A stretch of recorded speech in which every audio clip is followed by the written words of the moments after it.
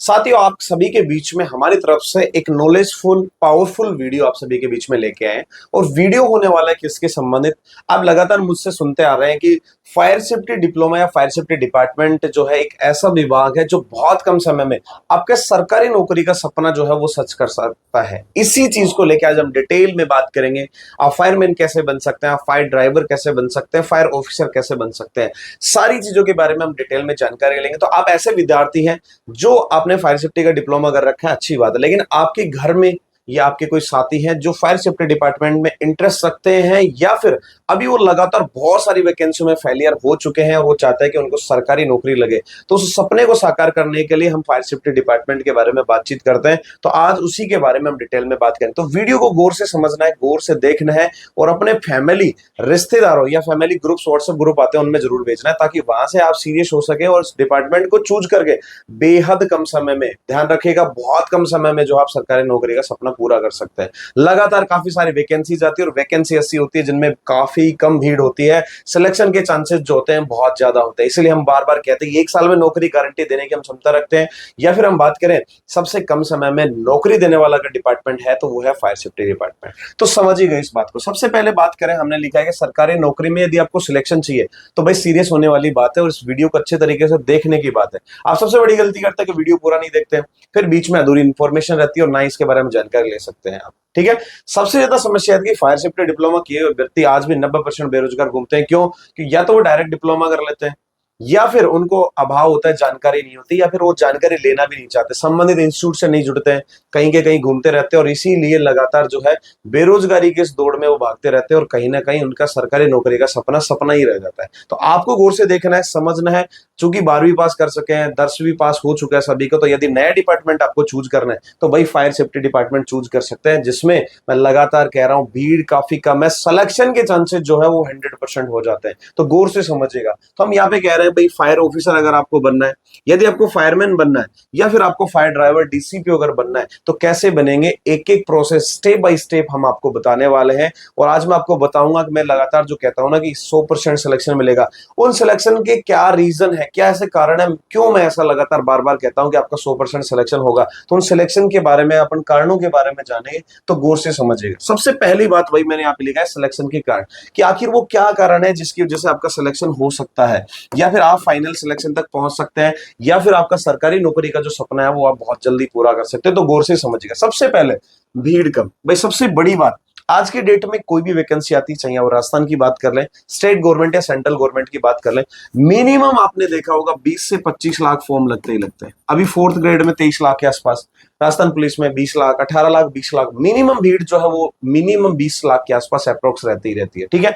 अब चूंकि भीड़ ज्यादा होगी तो क्या होगी भाई, कंपटीशन आपका बढ़ने वाला है। और कंपटीशन कितना होता है भाई, बहुत भयंकर कंपटीशन आपका होता है। ठीक है। तो कंपटीशन काफी भयंकर होता है, तो कंपटीशन ज्यादा होगा तो क्या होगा, कहीं ना कहीं हम एक एवरेज स्टूडेंट होते हैं, कहीं ना कहीं हम ऐसे पिछड़े हुए होते हैं, हमें प्रॉपर चीजें की जानकारी नहीं होती, या हम अच्छे पढ़ाई में इतने अच्छे नहीं है कि हमारा सिलेक्शन मिल जाए।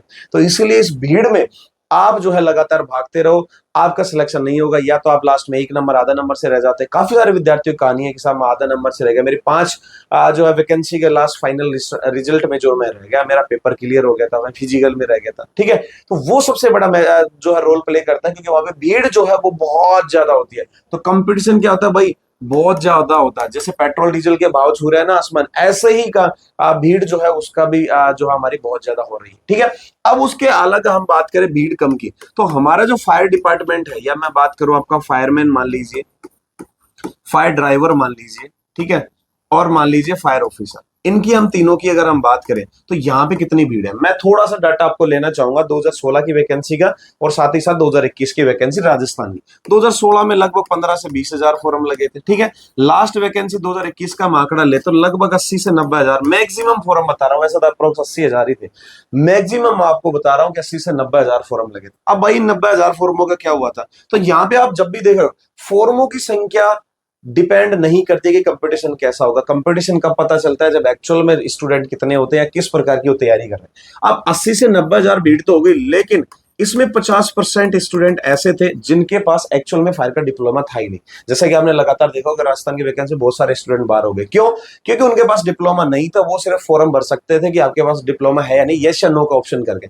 इस वजह से 50% स्टूडेंट तो यहां से आउट हो जाते हैं। ठीक है, आधी भीड़ मान लेते 30 से 40 हजार की। ठीक है, 30 से 40 हजार स्टूडेंट जो थे उसमें से आधे स्टूडेंट ऐसे हैं जिनके पास फायर का डिप्लोमा तो है, 50% के पास डिप्लोमा तो है, लेकिन उनको भाई ज्ञान जो है ना, नॉलेज, वो क्या है, बिल्कुल भी नहीं है। वो कैसे लोग हैं? मेरे मामा के लड़के ने, बुआ के लड़के ने बोल दिया कि तेरा डायरेक्ट जुगाड़ कर दूंगा, मंत्री से बात होगी, मेरा खास आदमी है ना, इस तरीके की भ्रामकता फैलाते हैं, जिसकी वजह से वो स्टूडेंट क्या करते हैं, डायरेक्ट डिप्लोमा ले लेते हैं। ना उनको थ्योरी नॉलेज होता है, ना प्रैक्टिकल नॉलेज होता है, जिस वजह से वो उस भीड़ का हिस्सा भी नहीं बन पाते और तुरंत बाहर हो जाते हैं। ठीक है, बच गए जो 50% स्टूडेंट ऐसे हैं।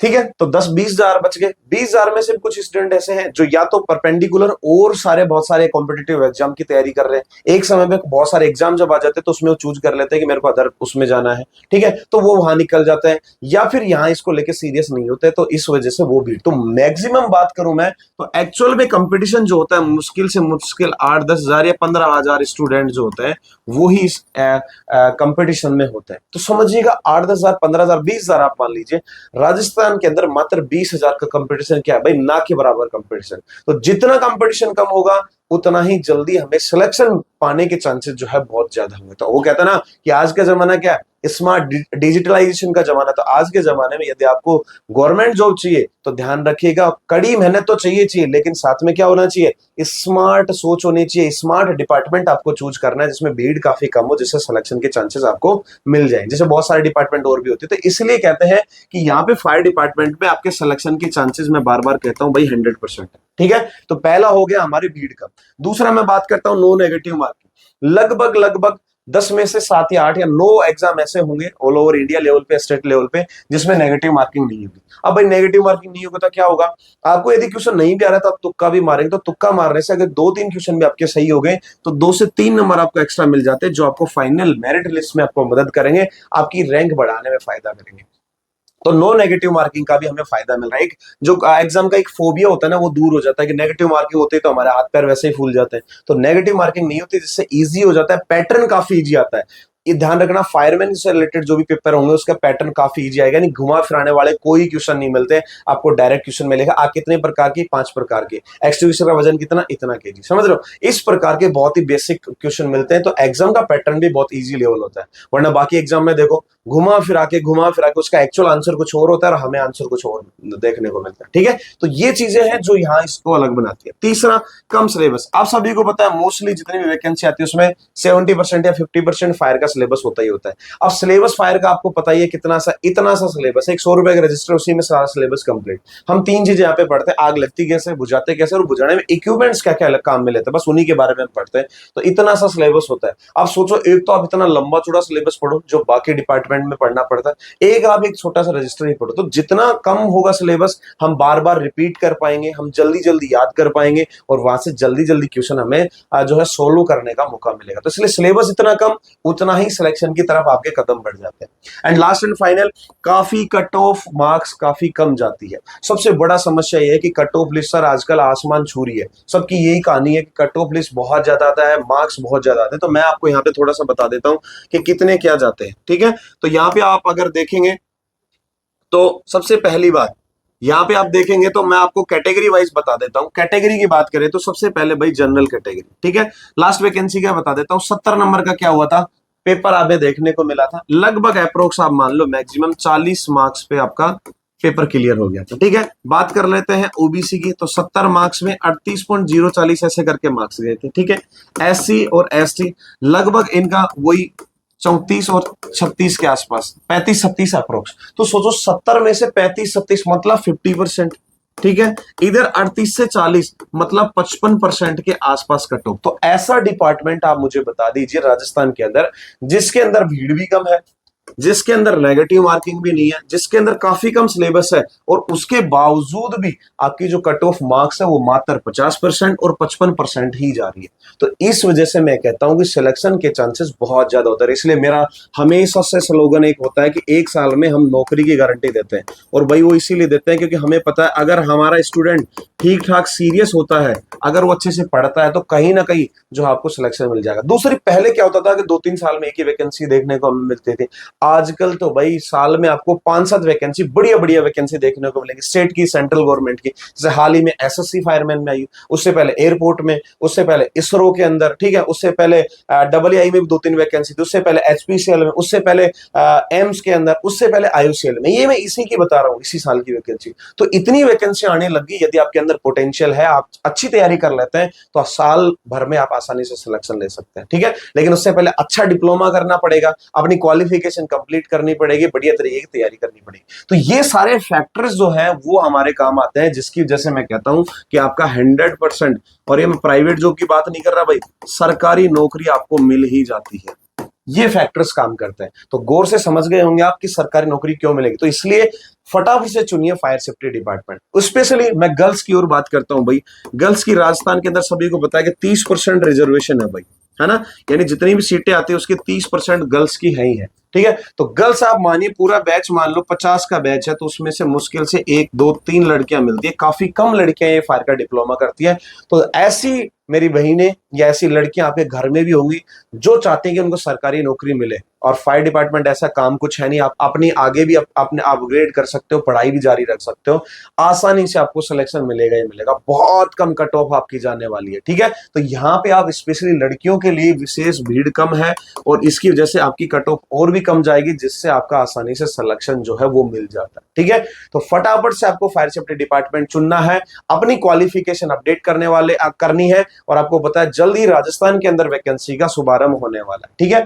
तो चलिए क्वालिफिकेशन क्या क्या चाहिए मैं आपको बता देता हूं भाई। दूसरी चीज मैं आपको फिर बता देता हूं, राजस्थान के अंदर न्यू वैकेंसी जल्द ही आने वाली है, ठीक है। न्यू वैकेंसी जल्दी आने वाली, दिसंबर के आसपास तक आपको अपनी वैकेंसी देखने को मिलेगी। लास्ट दिसंबर तक आपको 100% fireman, fire driver, AFO assistant fire officer की नई वैकेंसी देखने को मिलेगी। तो उससे पहले आप अगर चाहते हैं कि जल्दी सिलेक्शन हो, तो उससे पहले क्या करेंगे, अपनी क्वालिफिकेशन कंप्लीट करेंगे। और क्वालिफिकेशन क्या क्या चाहिए होती है वो गुर से देखें।